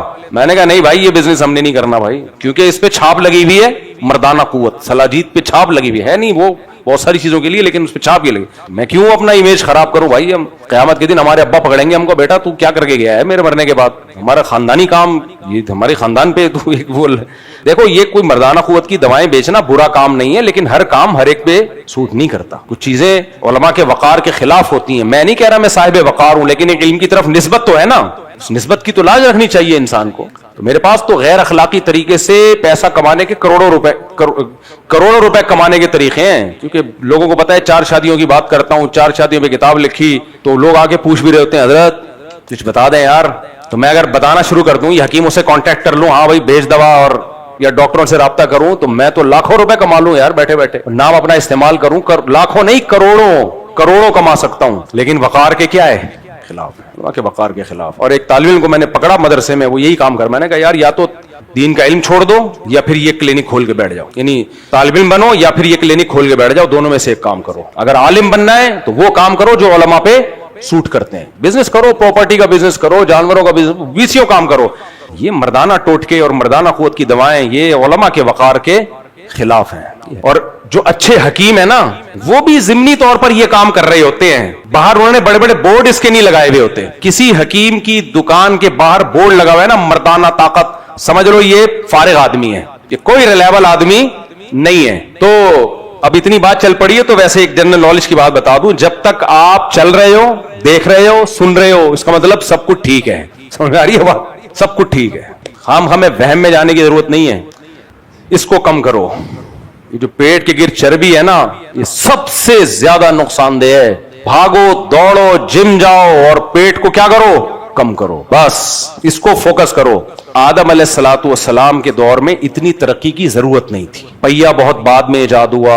اس زمانے میں بیل بھی کافی تھا, بلکہ بیل کی بھی ضرورت نہیں تھی, بھائی خود ہی ہل چلا لیتے. آہستہ آہستہ آہستہ آہستہ انسان نے, کہتے ہیں سب سے پہلی ایجاد انسان کی کیا ہے, پہیا. پھر ہوتے ہوتے اس نے جانوروں کو قابو کیا. اس نے دیکھا یار گدھا ایک ایسی چیز ہے مارکیٹ میں کہ اس پہ بیٹھو تو کچھ کہتا نہیں ہے, تو کیوں ہم پیدل جائیں, اس پہ بیٹھ کے کیوں نہ چلے جائیں. ایک دن انسان نے تجربہ کیا تو اس کا خیال تھا یہ چیخے گا چلائے گا, لیکن وہ چلا گیا. اسی لیے اس کو نام بھی کیا دیا, گدھا. ٹھیک ہے نا. گھوڑے کو دیکھا یار اسپیڈ بہت ہے اس کی, انسان نے اس کو قابو کیا. اور بھائی اگر سسرال جانا ہے, سسرال سے بھاگنا ہے تو کس پہ بیٹھ کے جاؤ, گھوڑے پہ. کسی سے قرضہ لے کے بھاگنا ہے اس کے لیے بہترین چیز ہے گھوڑا. تو ایسے ایسے انسان نے پھر گھوڑا گاڑی بنا لی, بیل گاڑی بنا لی. تو یہ ترقی کی ابتدا ہوئی ہے, اور انسان پھر اگلی نسل کو یہ علم ٹرانسفر کرتا چلا گیا. اسی طرح سے پھر آج کیا ہو گیا, وہ بندوقیں آئیں, تلواریں آئیں, پھر پہلے بندوق, پھر اس کے میزائل آ گئے, ایٹم بم آ گئے, ہوائی جہاز آ گئے. عجیب, ایران جتنا بھی کباڑ کا تھا نا اس کے پاس سارا اٹھا کے اس نے ڈال دی. وہ اس لیے کہہ رہا ہے کہ وہاں سے جو میزائل آئیں گے وہ مہنگے ہیں, اور یہ ہمارا کباڑ کیا ہے, کام وہی کر رہا ہے. وہ امریکہ بھی پریشان ہے, کم وقتوں تم سارا ٹین ڈبے کا مال اٹھا کے ہمارے ملک میں پھینک دیا, بندے بھی مر رہے ہیں, لیکن ہم نے جو اس کو ناکارہ بنانے کے لیے جو ہم میزائل داغتے ہیں وہ اس سے مہنگے ہیں. اس لیے یہ بڑی پرابلم چل رہی ہے اس میں, کہہ رہے اتنا تو ہم اس کو ماریں کیسے. خیر, تو ترقی کرتے کرتے کرتے کرتے یہاں تک آج ہم پہنچے. پہلے زمانے میں شادیاں کرانے کے لیے بوڑھی خواتین ہوا کرتی تھیں ہر محلے میں, ان کو محلے محلے کی خبر ہوتی تھی, وہ جا کے بتایا کرتی تھی, مخبریاں ہوتی تھیں. اب ویب سائٹس بن گئی ہیں, کیا خیال ہے, .com اور مختلف. تو اتنی ویب سائٹس بن گئیں, اتنی ساری, اور ہوتے ہوتے آج پھر جہاز آ گئے, اڑتے اڑتے کہاں پہنچ جاتے ہیں. میڈیکل سائنس نے اتنی ترقی کی, مرے ہوئے بندے کو تھوڑی دیر کے لیے زندہ کر دیتے ہیں. کل ایک صاحب آئے, کہتے پتہ نہیں ہمارے ابا کو ہارٹ اٹیک ہوا, بالکل ہی مر گئے تھے, تو ٹبا لے کر گئے, انہوں نے کرنٹ کے جھٹکے لگائے, اٹھ کے بیٹھ گئے. وہ دل کیا ہوا, وہ مرے نہیں تھے اصل میں, یعنی ہارٹ بند ہو, بالکل مر جائے پھر ریورس نہیں ہوتا, پھر حضرت عیسیٰ علیہ السلام ہی آ کے اس کو زندہ کریں گے. میں نے کہا چلو یار اللہ نے نئی زندگی دے دی. کہہ رہے ہیں جھٹکے لگے ہیں ابا, بہت دنوں سے جھٹکا نہیں لگا ہوگا نا ابا کو. مرد جو ہماری سوسائٹی میں 60-70 سال نکال لیتا ہے نا شادی شدہ مرد, صرف بیوی کے جھٹکوں کی وجہ سے نکالتا ہے. وہ بیوی اس کو ہر تھوڑے دنوں کے بعد ایسا زور کا جھٹکا دیتی ہے جس سے وہ کیا ہوتا ہے, ہلتا ہے, اور دل کی ساری رگیں ایک دم طاقت کے ساتھ کھل جاتی ہیں. پھر کسی دن ایسا زور کا جھٹکا آتا ہے کہ وہ دل ہی بیٹھ جاتا ہے بیچارہ. تو یہ سارا کھیل کس کا ہے, بولو, کرنٹ کے جھٹکوں کا ہے, چاہے وہ بجلی کے کرنٹ ہو یا سسرال کے کرنٹ ہو. جھٹکے نہ لگے نا تو انسان مردہ ہو جاتا ہے. ہر طرح کے جھٹکے لگنا وقتاً فوقتاً صحت کے لیے بہت ضروری ہے. خیر, تو اب دیکھو میرے بھائی, یہ تو ہم نے مادی ترقی ایک دوسرے سے سیکھ کے یہاں تک پہنچ گئے, گائیڈنس ملی, سڑکیں بنا لی, وغیرہ وغیرہ وغیرہ.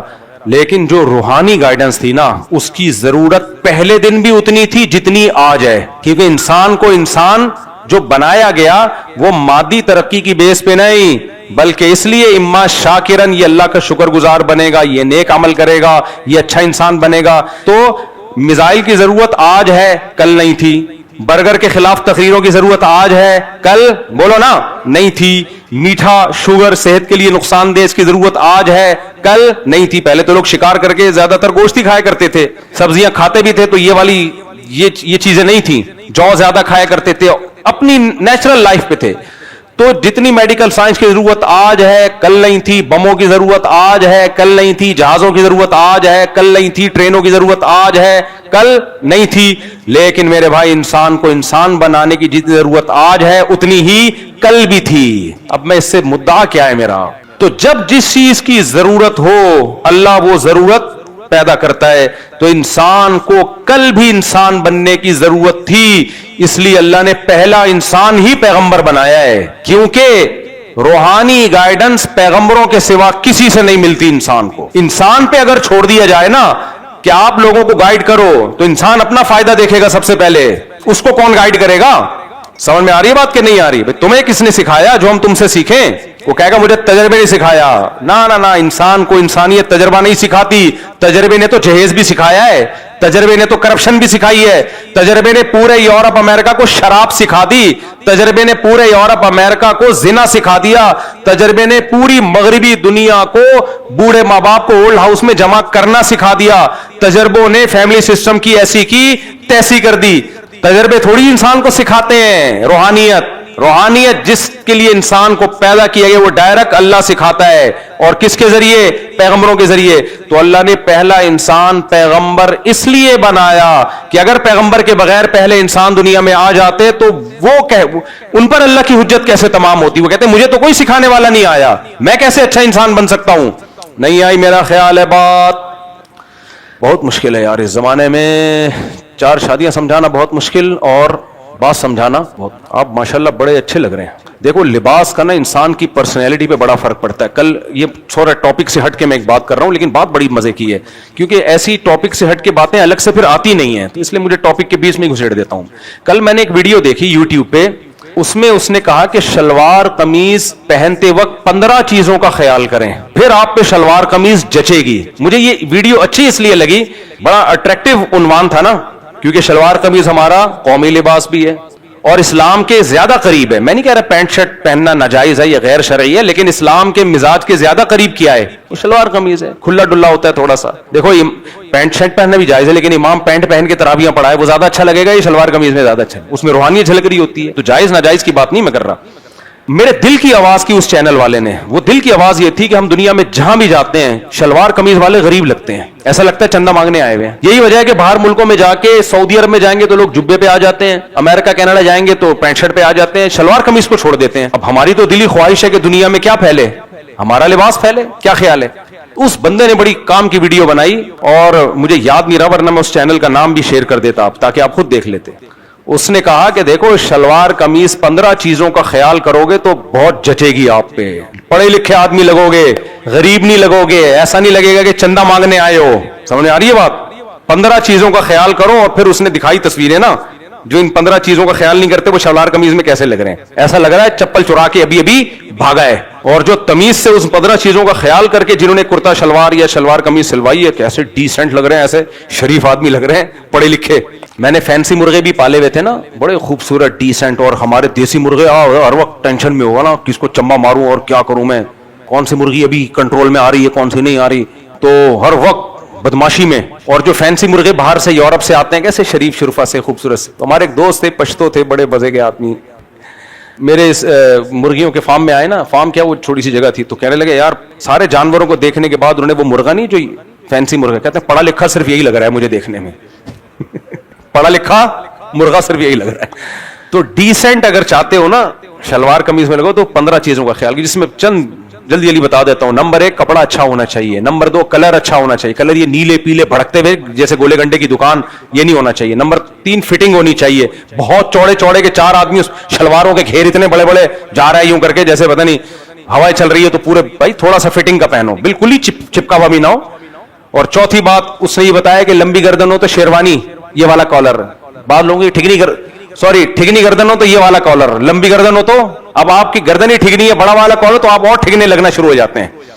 اس نے بتایا کرتے کی لمبائی کتنی ہونی چاہیے, گھٹنے سے تھوڑا سا نیچے ہو, نہ اوپر نہ زیادہ. وہ پھر بتایا کتنا برا, پھر وغیرہ وغیرہ, بڑی زبردست. مجھے تو پورے 15 پوائنٹ ایک دفعہ سن کے یاد ہو گئے. استری ہونی چاہیے اس پہ, اوپر کا بٹن بند ہونا چاہیے, میرا بھی کھلا ہوتا ہے اکثر. اور اس کے اوپر بنیان نیچے کیسا ہونا چاہیے, کلر کیسا ہونا چاہیے بنیان کا. بعض دفعہ بنیان نظر آ رہا ہوتا ہے, کرتا نظر نہیں آ رہا ہوتا. آستین والا بنیان ہونا چاہیے ورنہ وہ پٹیاں نظر آ رہی ہوتی ہیں. اور یہ جو کندھے یہاں تک یہ کہاں یہ ہونے چاہیے, گرے ہوئے ہونے چاہیے, بہت زبردست ہے, آپ دیکھ لو, مزہ نہ ہے پیسے. مجھے یہ اس لیے کہ شلوار قمیص کو پروموٹ کرو میرے بھائی, ہمارا قومی لباس ہے, مسلمانوں کا لباس ہے, اور یہ جب اچھا ہو تو اچھا لگتا ہے, لوگ محبت کریں گے. ورنہ اس ڈریس میں جب ہم باہر جاتے ہیں تو یہ ڈریس بدنام ہو رہا ہے, اور اب دیکھتے ہی زکات کے لیے پیسے نکالنا شروع کر دیتے ہیں کہ یار تھوڑے سے دے دو بیچارہ غریب آدمی. عجیب عجیب بھول جلول سے پینچے ادھر جا رہے ہوتے ہیں, استری نہیں ہوتے کپڑے, عجیب حال ہوا ہوتا ہے. کف کیسی ہونی چاہیے, یہ اس نے کہا اگر, اب اس کی باتوں کو میں تھوڑا اپنے الفاظ میں بھی بیان کر رہا ہوں نا, اگر آپ نماز عید کے لیے تو یہ ٹھیک ہے, اور اگر آفس کے لیے تو ٹائٹ کف جو دھلنے سے نرم نہ پڑے. سامنے آ رہی ہے بات کہ نہیں آ رہی؟ تو بہت زبردست چیزیں. ناڑا رنگیلے ناڑے نہ ہو نظر آ رہے ہو جھولتے ہوئے, ناڑوں کا بھی ایک فیشن ہے, یہاں سے نکالا ہوا ادھر سے نظر آ رہا ہے, یہ غلط ہے. خیر, تو وہ دیکھنے کے لیے آپ شلوار قمیص پہننے کے 15 طریقے, تو اس سے شلوار قمیص کو پروموٹ کریں یہ. اور پھر اس کو ویسٹ کوٹ ہونی چاہیے, ویسٹ کوٹ بھی فٹنگ کی ہونی چاہیے, اور ویسٹ کوٹ کا کلر کیسا ہو, یا تو کنٹراسٹ میں ہو یا پھر اسی کلر کی ویسٹ کوٹ ہو جس کلر کا کرتا ہے, تو ایسا تمیز کا آدمی لگتا ہے. اور ویسٹ کوٹ آپ کا پیٹ بھی چھپا دیتی ہے, جب آپ پہنیں گے نا تو آپ تھوڑے سے اور ہینڈسم اسمارٹ نظر آئیں گے. آپ دیکھ لیں وہ جا کے کلپ, میں بیان کی طرف آتا ہوں جلدی سے.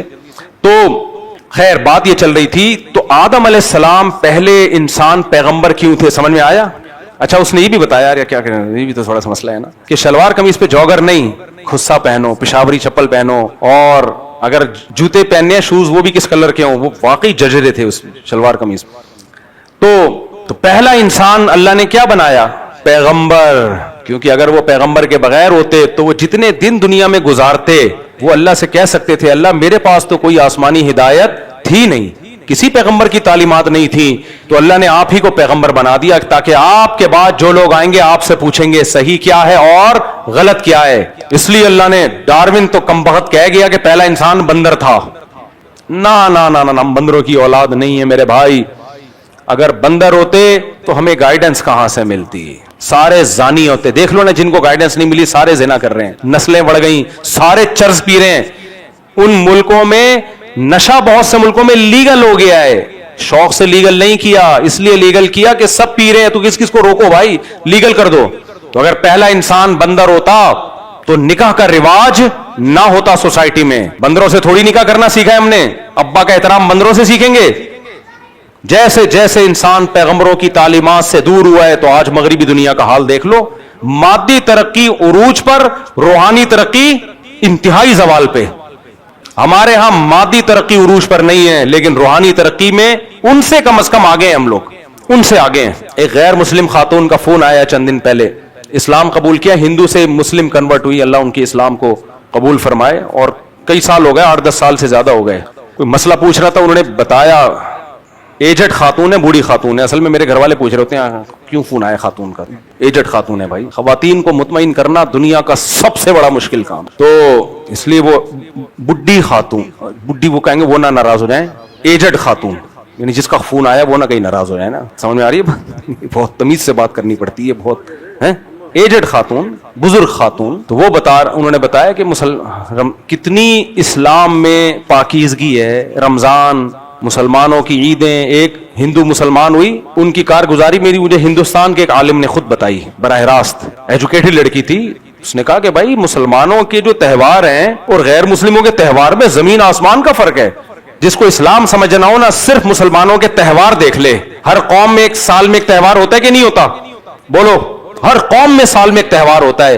خدا کی قسم آسمانی ہدایت نہ ملے نا انسان کو, اس کو یہ بھی نہیں پتا کہ تہوار کیسے منایا جاتا ہے, اس میں کیا طریقہ ہے, اس کا کون سا دن ہونا چاہیے. عیسائیوں کے پاس کرسمس ہے, رات کے وقت منائی جاتی ہے. رات کو انسان کی توجہ شراب کباب کی طرف زیادہ ہوتی ہے. ہندوؤں کے پاس ہولی ہے, اس کی لاجک کیا ہے کوئی سیٹسفائی نہیں کر سکتا آپ کو. مسلمانوں کے پاس عید الفطر ہے. کیا مطلب, ایک مہینہ آپ نے بھوکے پیاسے رہے, آپ کی روٹین چینج ہوئی, راتوں کو آپ نے عبادتیں کی, اس کے بعد جب چھٹی ہو گئی تو چھٹی والے دن تو مزہ آتا ہے کہ نہیں آتا؟ ارے کسی مزدور کو ایک مہینہ کوئی کام لگاؤ, اس کے بعد چھٹی دو, کیسا اچھلے گا یار, کیا مزہ آئے گا اس کو. یہ جو رمضان گزرنے پہ لوگ رو رہے ہوتے ہیں وہ ٹھیک ہے, نیچرل کچھ غم تو ہوتا ہے, لیکن جو زیادہ رو رہا ہے اس کے کان میں جا کے بولا کرو نہیں جا رہا, ایک مہینہ اور روزے رکھنے ہیں ابھی. کیا کہہ لے, وہ بولے گا بھائی میں مذاق کر رہا تھا یار, کیا کر رہے ہو, پورا مہینہ ناشتہ نہیں کیا, دوپہر کا کیسے تھکے ہوتے ہیں نا رمضان میں.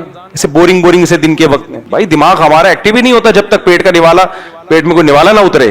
تو ایک مہینہ اللہ بڑا مجاہدہ کرواتا ہے مسلمانوں سے, پھر چھٹی ملتی ہے.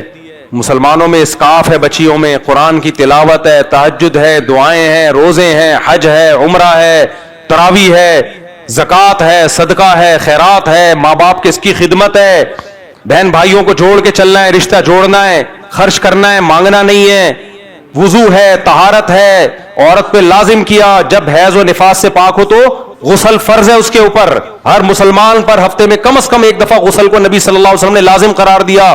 پھر خوشبو, یہ ہمارے مذہب کا حصہ ہے. بغلوں کے بال صاف کرنا, زیر ناف بال صاف کرنا, مونچھیں تراشنا, ناخن کاٹنا, یہ ہمارے مذہب کا حصہ ہے, ہمارے کلچر کا. صرف کلچر نہیں ہے, یہ مذہب ہے. کوئی ہے کوئی دنیا میں مذہب لے کر آؤ بھائی, کوئی لے کر آؤ اسلام کے جوڑ کا, اسلام کے ٹکر کا. قریب بھی نہیں پھٹکے گا بھائی, قریب بھی نہیں پھٹکے گا اسلام کے. اس لیے جو غیر مسلم اسلام قبول کرتے ہیں, جب وہ اسلام کا حسن دیکھتے ہیں, مسلمانوں میں جو صحیح لوگ ہیں, جو اسلام کو فالو کرنے والے لوگ ہیں, ان میں رہتے ہیں, تو ان کو اندازہ ہوتا ہے کہ ہم کس گمراہی میں تھے, کس ضلالت میں ہم پڑے ہوئے تھے. تو اس لیے اللہ نے پہلے انسان کو کیا بنایا؟ پیغمبر. ایک سیکنڈ بھی یہ دنیا انسانوں میں پیغمبروں کی تعلیمات کے بغیر نہیں رہی ہے. تو میرے بھائی, جب پہلے انسان کو پیغمبر اس لیے بنا دیا گیا تاکہ پیغمبر کی تعلیمات کے بغیر ایک سیکنڈ بھی دنیا میں یہ نہ گزارے, تو میں اور آپ کون ہوتے ہیں جو پیغمبروں کی تعلیمات کے محتاج نہیں سمجھتے اپنے آپ کو, اور ہم اور آپ کہتے ہیں میں جیسی چاہوں گا زندگی گزاروں گا. تبلیغ میں ایک بات سکھائی جاتی ہے, اللہ کے احکام کو نبی کے طریقے پہ پورا کرنا ہے. آرڈر اللہ کا ہوگا, بتانے والا کون ہوگا؟ پیغمبر صلی اللہ علیہ وسلم. اس لیے میرے بھائی, ہر وقت اپنے دماغ میں اس کو مسلط کر دو, نبی کا طریقہ کیا تھا, نبی سے اس کی پرمیشن ہے یا نہیں ہے, نبی نے اس کو حلال کیا ہے, حرام کیا ہے, نبی نے جائز قرار دیا, ناجائز قرار دیا. ہماری محفل میں ایک مولانا صاحب بیٹھے ہوئے تھے, مولانا تو نہیں تھے, ایک عام آدمی تھے, لیکن داڑھی واڑی تھی, دیکھنے میں مولانا لگتے تھے. ایک دن زور سے انہوں نے سب کے سامنے کر کے ڈھکار لیا. میں نے کہا یار, نبی صلی اللہ علیہ وسلم نے اس کو ناپسند کیا ہے, ان پہ جو ہی نہیں لگی, دوبارہ کر کے دوبارہ ڈھکار لے رہے ہیں. مجھے بڑا برا لگا. میں نے کہا یار, پہلی دفعہ تو لے لی, چلو ٹھیک ہے, میں حدیث نہ سناتا, خود نصیحت کر دیتا, آپ دوبارہ میرا منہ چڑھانے کے لیے کر لیتے. یہ بہت بڑا جرم ہے جب آپ کے سامنے ایک پیغمبر کی بات بتائی جا رہی ہے اور آپ دوبارہ اس کو, اس سے تو ایمان سلب ہونے کا خطرہ ہے, آپ کوئی ویلیو نہیں دے رہے اس بات کو. نبی صلی اللہ علیہ وسلم نے راستے میں گندگی سے منع کیا. آپ نے فرمایا ان چیزوں سے بچو جو انسان پہ لعنت کا ذریعہ بنتی ہیں, اس میں ایک راستے میں گندگی, اور بیچ روڈ پہ آپ نے گندگی ڈال دی. اس میں ہونا یہ چاہیے جب ایک دفعہ یہ حدیث سنی جائے کہ نبی نے فرمایا یہ عمل, اصل میں یہ حدیث ہے جو راستے میں قضاء حاجت کر لیتے ہیں بیٹھ کے, دیکھتے نہیں ہے کہ سائڈ پہ چلے جائیں, لیکن اس کی علت کیا ہے؟ گندگی ہے نا راستے میں. تو کوئی کچرا ڈال دے وہ بھی وہی ہے, کوئی گوبر پھینک دے وہ بھی وہی ہے. پیمپر اٹھا کے خواتین باز یوں کر رہی ہوتی ہیں فلیٹوں میں, ڈیشن کر کے گھمایا, میں نے خود دیکھا ہے, خدا کی قسم مذاق نہیں کر رہا میں, اٹھایا گر گیا. تو مسلمان کے لیے نبی کا ایک قول کافی ہو جانا چاہیے کہ جو راستے میں گندگی ڈالے اس پر اللہ کی لعنت ہوتی ہے. اس کے بعد بھی وہ یہ کام کرے, اس کا مطلب بھائی اس کا بڑا جگر ہے, یہ خدا سے لڑ رہا ہے. امام مالک نے تو صرف اتنا کہہ دیا تھا کہ نبی کو کدو پسند تھے, ایک شخص نے کہہ دیا مجھے پسند نہیں ہے. کدو کا پسند ہونا ضروری نہیں ہے, ہر شخص کی اپنی ایک طبیعت ہوتی ہے. ضروری نہیں کہ نبی کو کدو کھانے میں پسند ہو تو آپ کو بھی پسند ہو. اگر آپ جنرلی کسی کو کہتے ہیں مجھے لوکی پسند نہیں ہے, کوئی گناہ نہیں ہے, لیکن جب یہ بتایا جا رہا ہو نبی کو پسند ہے, آپ فوراً کہیں مجھے پسند نہیں ہے, اس کا مطلب میسج کیا جائے گا کہ نبی کو جو پسند تھے معاذ اللہ غلط پسند تھے, تو یہ میسج جائے گا نا. اس وقت بولنے کی کیا ضرورت ہے آپ کو؟ یہ بہت بڑی بدتمیزی کی بات ہے. اس لیے میرے بھائی, ان کل الا کذب الرسل فحق عقاب, قرآن کہتا ہے کہ جتنی قوموں کو ہم نے ہلاک کیا انہوں نے ایک ہی جرم تھا, ہمارے نمائندوں کو, ہمارے پیغمبروں کو جھٹلایا, ہلکا لیا انہوں نے ہمارے پیغمبروں کو. تو تبلیغ والے کہتے ہیں نا اللہ کے حکام نبی کے طریقے پر, یہ بات مجھے اور آپ کو بہت ہلکی لگتی ہے. ہم کہتے ہیں ان کا تو کام ہی یہی ہے. دیکھو کوئی ڈاکٹر آپ کے گھر میں آ جائے, دیکھو آپ یہ نسخہ استعمال, آپ کو پتا ہو ریلائبل ڈاکٹر ہے, سمجھدار ڈاکٹر ہے, آپ اس کی بات سنیں گے. بھائی یہ شوگر کا ایک نسخہ آ گیا آپ کے گھر میں, کوئی شوگر پیشنٹ تو نہیں, آپ کہیں گے یار فوراً دے, فوراً بتائیں کیا ہے. کوئی کمپنی کی پروڈکٹ بیچنے کے لیے آ جائے, فوراً سنیں گے. لیکن میرے بھائی جب یہ کہا جاتا ہے اللہ کے حکام نبی کے طریقے پہ پورا کرنا یہ ہماری ذمہ داری ہے, اس بات کو ہم سب سے ہلکا لیتے ہیں. یہ آج میزان میں, ہمارے میزان میں سب سے ہلکی ہے. کل جب میدان حشر قائم ہوگا ہمیں یہ جملہ سب سے بھاری لگے گا کہ اللہ کی نظر میں یہ سب سے بھاری بات ہے. صحت ٹھیک نہیں ہے, مر جاؤ گے نا, تو ویسے نہیں مرو گے کیا ہے بھائی؟ صحت مند لوگ نہیں مرتے؟ کتنے لوگ صحت کے نسخے بتاتے بتاتے چلے جاتے ہیں دنیا سے. کیا خیال ہے ایسا؟ جم میں مرتے ہیں، جہاں زندگی لمبی کرنے گئے تھے وہی ایکسرسائز کے دوران مر جاتے ہیں. کتنے ہیں دل کے آپریشن کے لیے گئے، اچھے بھلے، میں جانتا ہوں اچھے بھلے تھے، فٹ فاٹ، کچھ بھی نہیں تھا، ڈاکٹر نے کہا بھائی کوئی بلاکیج ہے آپریشن کروا لیں تو اچھی بات ہے، ہمیشہ کے لیے مسئلہ حل ہو جائے گا. انہوں نے کہا چلو ٹھیک ہے، بے ہوش کیا، ڈاکٹر صاحب نے کاٹ پیٹ کے جوڑا، واپس ہی نہیں آئے، ہوش میں ہی نہیں آئے. اچھا والا بھائی ہارٹ اٹیک سے مر جاتا تھوڑے 5-6 سال بعد مرتا نا. میں نہیں کہہ رہا کوئی ڈاکٹر کی غلطی ہے، بس ہو گیا. موت تو خود انسان کو تلاش کرتی ہے بھائی. کراچی میں تو موت کہتی ہے کون سا والا گٹر ہے تیرے لیے، چرسی کو کہتی ہے یہ والا گٹر کا ڈھکن چوری کر کیونکہ میں نے فلاں کو اس میں گرا کے مارنا ہے. چرسی خود نہیں مرتے، حالانکہ چرسی تو جلدی مرنا چاہیے، چرس پی رہا ہے، لیکن جس گٹر کے ڈھکن کو بیچ کے انہوں نے چرس خریدی، اپنی موت کا سامان کیا، تو سامان تو اپنی موت کا کیا، مر اس میں وہ رہا ہے جو چرس نہیں پیتا. موت کے کھیل بڑے عجیب ہیں میرے بھائی، اس لیے صحت کے سارے ٹوٹکے استعمال کرو لیکن ہر وقت ریڈی رہو. مارکیٹ سے کوئی کسی بھی وقت دنیا سے جا سکتا ہے. میں اکثر اس پہ ایک واقعہ سناتا ہوں، بس بیان ختم کرتا ہوں. یہ گھڑی کا ٹائم صحیح ہے یہ والا ہے؟ اچھا مجھے کسی نے بتایا 10 منٹ آ گیا. ہمارے ایک دوست بڑے زبردست صحت مند، نیک بھی، پرہیزگار بھی، مالدار بھی، جوان بھی، چھوٹے بچے بھی، نئی شادی ان کی، ایکسیڈنٹ سے مر گئے. مجھے بڑی حیرانگی ہوئی، یار ان کی موت میں کیا حکمت ہو سکتی ہے، اتنے اچھے انسان کو اللہ نے کیوں مار دیا؟ پھر میرے ذہن میں یہ آیا کہ اللہ نے یہ میسج دیا ہے کوئی بھی کسی بھی ٹائم پہ مر سکتا ہے. تم سمجھ رہے ہو کسی کی زندگی بہت ضروری ہے، سمجھتے رہو. کسی بھی ٹائم پہ کسی کو میں موت دے سکتا ہوں، تو اس کسی میں جیسے وہ تھے میں اور آپ بھی ہو سکتے ہیں. تو اس لیے میرے بھائی مادی چیزوں کو بھی فوکس کرو، لیکن سپیریئر کیا ہے؟ روحانیت. زنا سے بچنا ہے، شراب سے بچنا ہے، نماز پابندی سے پڑھنی ہے، والدین کا احترام کرنا ہے، سود سے بچنا ہے، علماء سے تجارت کے مسائل سیکھ کے تجارت کرنی ہے. آن لائن ٹریڈنگ کی بہت سارے آج کل جو قسمیں حرام ناجائز سوسائٹی میں آ گئی ہیں، لوگ حلال و حرام کی پرواہ کیے بغیر بس پیسہ کماؤ پیسہ کماؤ. اسی طرح میرے بھائی نظر کی حفاظت، یہ ساری چیزیں ان سے بچنا ہے، یہ ہماری روحانی ذمہ داری ہے. اور اسی بیس پہ اللہ نے انسان کو فضیلت دی. اللہ تعالی ہمیں سمجھنے کی، عمل کی توفیق عطا فرمائے. بسم اللہ الرحمن الرحیم. موبائل میں تصویر لینا کیسا ہے؟ جائز ہے، ناجائز ہے، حرام ہے یا عکس ہے تصویر نہیں؟ کئی دفعہ جواب دے چکا ہوں. موبائل کی جو تصویر ہے جس کو ڈیجیٹل تصویر کہا جاتا ہے، چاہے موبائل کی ہو چاہے اسکرین پہ ہو جو LED وغیرہ، یہ ہماری رائے میں تصویر میں داخل نہیں ہے، یعنی اس تصویر میں جو حرام ہے. اس میں دارالعلوم کرنگی میں بہت لمبی بحث ہوئی تھی، 2 مہینے مجلس چلی تھی جس میں فقیر کو بھی احقر کو بھی شرکت کا موقع ملا تھا. تو حضرت مفتی رفیع عثمانی صاحب، حضرت مفتی تقی عثمانی صاحب، مفتی رفیع عثمانی صاحب کو تو بہت جزم کے ساتھ اس پر اطمینان تھا کہ تصویر کی جو حرمت ہے یہ توقیفی ہے. توقیفی کا مطلب جو تصویر حرام ہے وہی اس کو حرام کہا جائے گا، یہ عقلی نہیں ہے. اور جو تصویر حرام ہے اس کے لیے بنیادی شرط ہے کہ قرار ہو اس کو. یہ جو ڈیجٹ فارم میں تصویر ہوتی ہے اس کو قرار نہیں ہوتا. جیسے آپ نے تار کھینچی تو غائب، ایک بمبارمنٹ ہوتی ہے نا باقاعدہ، تو قرار نہیں ہے اس کو. تو جیسے جیسے تصویر میں قرار پیدا ہوگا اس کی حرمت بڑھتی چلی جائے گی. تبھی سب سے زیادہ حرام تصویر مجسمے کی ہوتی ہے جس کا سایہ ہوتا ہے، اور سب سے کم حرام وہ ہوتی ہے جو پیپر پہ آپ نے پرنٹ نکالا ہے. اور پھر اس میں یہ جو درجہ ہے کہ صرف ڈیجٹ فارم میں ہو، تو اس میں بہت سے علماء کی رائے ہے کہ اس تصویر میں یہ داخل ہی نہیں ہے. باقی دلائل سے میں بہت دفعہ اس مسئلے کو ریکارڈ کروا چکا ہوں، بار بار ایک ہی مسئلہ ریپیٹ ہو تو اچھا نہیں ہے. باقی جو علماء ناجائز سمجھتے ہیں تو وہ بھی ہمارے لیے قابل احترام ہے. اور ایک اہم بات یہ بھی ہے کہ اگر یہ حرام ہے بھی تو جس حدیث میں تصویر کو حرام قرار دیا گیا ہے اسی میں کتا پالنے کو بھی حرام قرار دیا گیا ہے. تو کتا پالنا تو ضرورت کے وقت جائز ہے، شکار کی ضرورت کے لیے بھی جائز ہے، حالانکہ وہ کوئی بہت بڑی ضرورت تھوڑی ہے. تو تصویر جو ڈیجیٹل فارم میں تصویر ہے یہ تو اس وقت دنیا میں تبلیغ کا سب سے بڑا ذریعہ ہے. یہ ایسا ہی ہے کہ آپ میڈیا کی دنیا میں جب انگریز جہاز اور میزائل استعمال کر رہا ہو آپ غلیلوں سے لڑ رہے ہو، تو میڈیا کی دنیا میں جو مقابلہ ہوگا نا وہ اس پہ نہیں ہوگا کہ آپ کے سامنے کتنے لوگ بیٹھے ہوئے ہیں. تو محدود لوگ ہوتے ہیں، اصل تو وہ کراؤڈ ہے جو سوشل میڈیا پہ ہے. تو کفر کا پیغام تو 1 سیکنڈ میں کروڑوں تک پہنچ رہا ہے، جو اسلام کے خلاف وہ سازشیں کر رہے ہیں، اور اسلام کا پیغام وہ ہزاروں تک بھی نہ پہنچے. تو یہ شریعت کیسے اس بات کو مان لیتی ہے؟ جو اسلام قیامت تک کے لیے آیا ہے وہ کیسے اس کو برداشت کر لے گا کہ آپ وہ ذرائع استعمال نہ کریں جو اتنے افیکٹو ہوں کہ 1 سیکنڈ میں ان کی دعوت دنیا تک پھیل رہی ہو، اور نبی کی بات جو ہے اسلام کی بات وہ اس کے لیے آپ جدید ذرائع استعمال نہ کریں. بالکل ایسے ہی جیسے عیسائی مشنریاں تبلیغ کے لیے جہاز میں جا رہی ہیں اور ہم گدھے پہ بیٹھ کے جائیں، ہماری تو 4-5 نسلیں راستے میں ہی انتقال کر جائیں گی.